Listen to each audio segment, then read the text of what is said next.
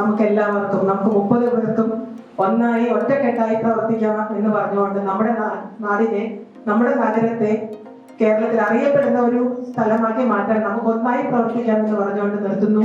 നന്ദി, നമസ്കാരം, ജയ് ഹിന്ദ്. ഹരിപ്പാട്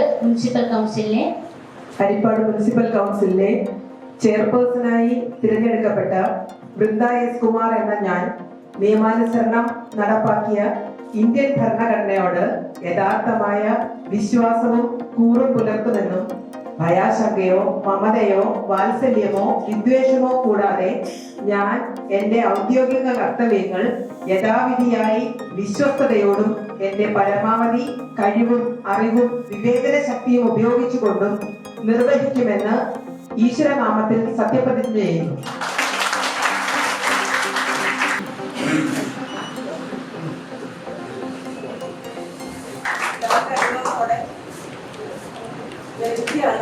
എല്ലാവരുടെയും പിന്തുണയും എല്ലാവരുടെയും അനുഗ്രഹവും കൂടെ ഉണ്ടാവണം.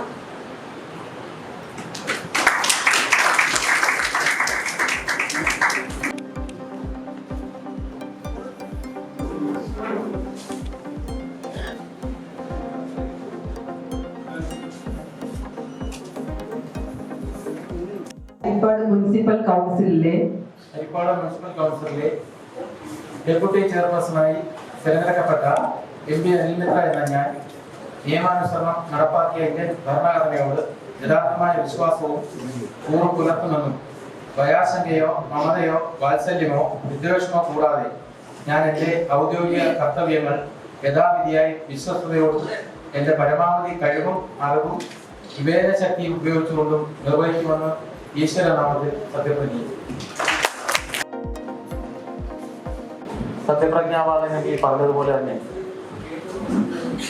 ഭയമോ പ്രീതിയോ വിവേചനമോ ഒന്നും നോക്കാതെ തന്നെ ഹരിപ്പാട് നഗരസഭ എന്ന ഈ നഗരസഭയെ വികസനത്തിലേക്ക് പുരോഗതിയിലേക്ക് കൊണ്ടുപോകുന്നുള്ള വലിയ ലക്ഷ്യമാണ് എന്നോടൊപ്പം എനിക്ക് മുമ്പ് സത്യപ്രതിജ്ഞ ചെയർപേഴ്സൺ ഉൾപ്പെടെയുള്ള ജനപ്രതിനിധികൾക്കുള്ളത്. അതിനൊരു ഭാഗമാക്കിക്കൊണ്ട് ഉത്തരവാദിത്വം നിറവേറ്റുക എന്നുള്ള ഭാരിച്ച ഒരു ചുമതല കൂടി എനിക്ക് കൈവന്നിരിക്കുകയാണ്. ഇത് വ്യക്തിപരമായിട്ട് എനിക്ക് വളരെയേറെ അടുപ്പമുള്ള ഒരു ഇടത്തു നിന്നാണ് ഞാൻ സംസാരിക്കുന്നത്. ഞാൻ എൻ്റെ പൊതുപ്രവർത്തനം 2000-ൽ ജനപ്രതിനിധിയായിട്ട് ആരംഭിച്ച ഇവിടെ നിന്നാണ്.